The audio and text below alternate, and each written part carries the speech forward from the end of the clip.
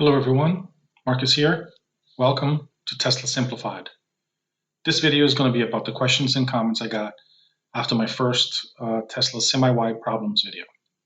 In the first video, I talked about the range loss due to degradation, battery buffer, weather, and the biggest problem, in my opinion, constantly supercharging the battery. There will be a link in the description below if you want to take a look at the first video. Before we start, I'd like to make 2 points that most of the Tesla naysayers on YouTube don't understand a couple of things. First is that this is a first generation truck. It'll get a lot better from here. And second is that the Tesla Semi isn't meant to take over the trucking industry overnight. This will happen gradually. Comparing the weight that it carries, the charging times, etc., doesn't really matter at this point. We're just in the beginning. What matters is that it's cheaper and does it fit the company's needs? If the answer to those is yes, then that's it. Also, comparing the Tesla Semi to the best diesel trucks is a fool's errand. Don't tell me that there isn't any mega charging. Yes, I know there is no chargers right now for the truck, but there's also no trucks being sold to the public right now either. Don't tell me that there isn't enough mined materials for all the batteries needed. I know, we're talking about the future. There will be. The process happens gradually, not overnight, and it constantly improves. So the first question I got was, truckers will have to stop more often to supercharge. And this may be true in some instances, but it's not really true in most cases. In drives of 6.5 hours or less, there's no stopping to charge. And in drives of 10 hours, there's only one 30-minute stop to recharge the car. And drives of 15 hours, it takes two 30-minute stops to drive the 15 hours. So, of course, in most cases, drivers also need to use the restroom, eat, and sleep. By law, drivers must stop for 30 minutes during an 8-hour period anyway, and can't drive more than 12 to 15 hours in one day, depending on the state. So if you look at the truck as it is today, it can go 530 miles with a full load. If you take degradation into account, it'll drive 477 miles after the first year of ownership. If you take buffer into account, which is done to protect the battery, you don't want to discharge it below 10 and you don't want to charge it above 90 every single day.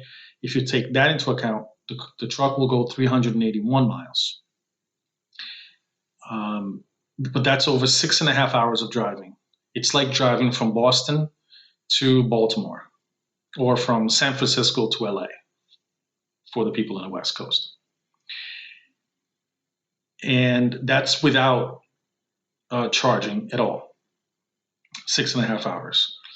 If you just stop once, the truck will go 731 miles, and that's over 10 hours of driving.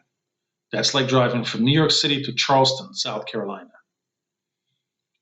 or from Seattle, Washington to Sacramento, California. 10 hours, 30 minutes of charging. That is 700 miles is what a good driver will do in one day. Most drivers don't go much above 700 miles. So the truck meets the needs of most single drivers. If you stop twice, two 30-minute charges, the truck will go almost 1,100 miles. That's a 15 to a 16-hour drive. That's like going straight from New York City to Orlando, or from Portland, Oregon to San Diego, California. That's a very long drive in one day. Of course, the diesel truck can drive those miles without stopping at all, but the truck isn't meant to take over every single application of every single diesel truck. It just needs to fill in a need of some people, not all. And this 30-minute to 1 hour of charging time really goes down to just 15 or 30 minutes on a 1,000-mile trip. If you consider that the driver will need to use the restroom a couple of times and may want to get something to eat other than just eating snacks in the truck. So if you're using a diesel truck, you have your huge tank, and you don't have to stop, but you normally have to stop for something. And if you're stopping for something, your truck can be charging. So looking at the question again, truckers will have to stop more often to supercharge? Not really. It only if the truckers are driving over 700 miles. Then it will take a little bit longer, but not much longer, just slightly longer. That's what people realize when they drive a Tesla cross country. And driving to Orlando myself, I thought it was going to take a lot longer, but it didn't. Most of the time when I charged, I stopped to use the restroom or to eat something, and the truck was ready to go. Sorry, my car was ready to go before I was. So I would have stopped there anyway. Meanwhile, I'm charging. So it doesn't take longer, really, for a passenger car. For the trucks, yes, if you go over 700 miles, it will take slightly longer. The next question was parking visibility because of a center seat.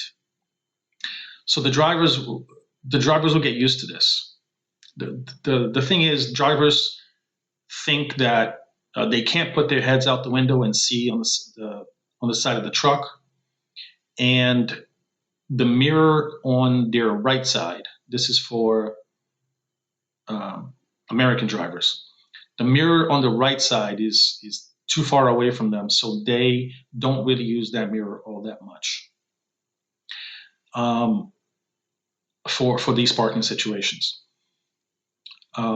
They assume that both mirrors are going to be too far if you're sitting in the center, and they're thinking that cameras are not good enough to do these maneuvers. I think they're going to find out that that is not true. The cameras are going to be enough, and the mirrors are not as far as they think it is. So I think this is just, they'll get used to it.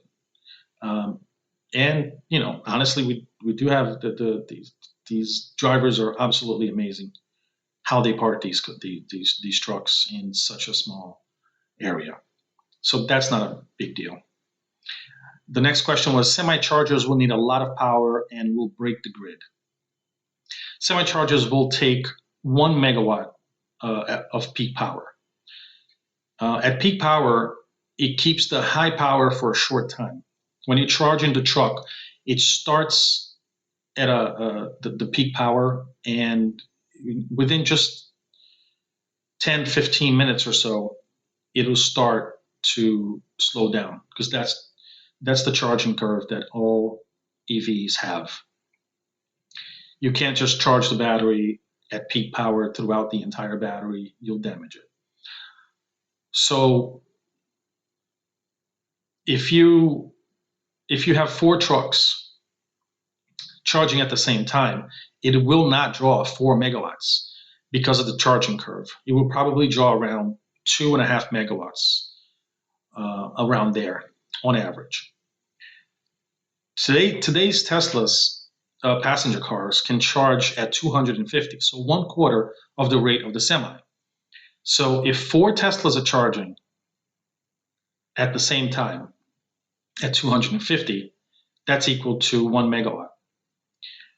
you can see all around the country, there are 4, 8, 12, 16, 32, even 100 stalls being constructed now in California in one location.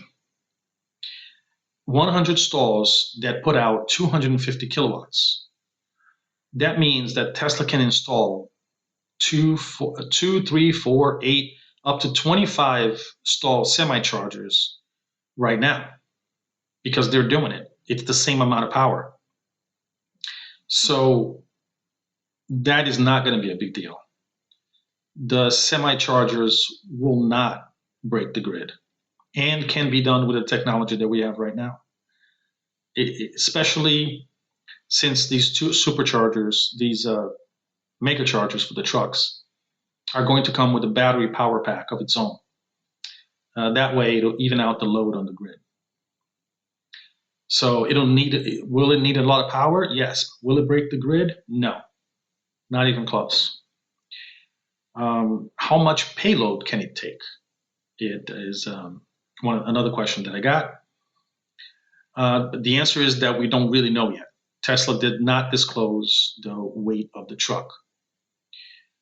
So the truck may be heavier, than the diesel truck, but it doesn't really have to be lighter. A lot of companies will not need the max load of the truck.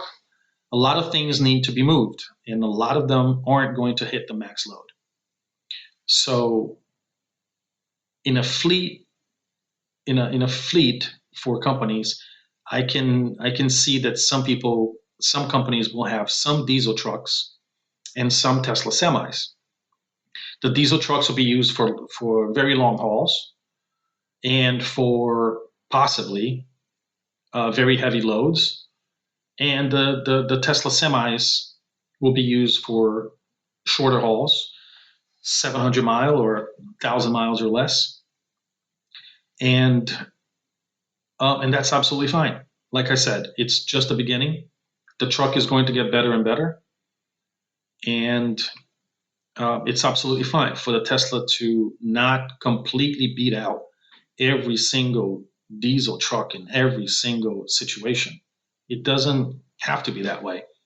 Tesla's first cars didn't completely beat out all the passenger cars. Tesla just a few years ago started coming out with cars that have uh, range comparable to gas cars. It doesn't have to be that way. So so for the next question, such a huge battery will have a huge effect on the environment because of all the mining needed to get the materials. I can't believe I have to answer this. All right, but let's do it anyway. A huge diesel engine, transmission, cooling system, brakes, oil changes, etc., all have a huge effect on the environment. Tesla's batteries are 95 to 100% recyclable, and the materials can be recycled over and over and over again. You crush the battery. That's what they do when they recycle. They absolutely destroy the battery into little pieces. You put it in a huge crusher, and then you sort out the material. And you can melt the material once again and make another battery with the same material. That's how it works. And if you're talking about the diesel truck, the diesel fuel that is put into the air isn't obviously recyclable. So it's ridiculous to say that just because the semi has a bigger battery and it takes more material to make one is therefore anyway comparable to the Tesla semi when it comes to the environment. So that's it for today. Thank you for watching, and please like and subscribe. Leave a comment below. See you next time.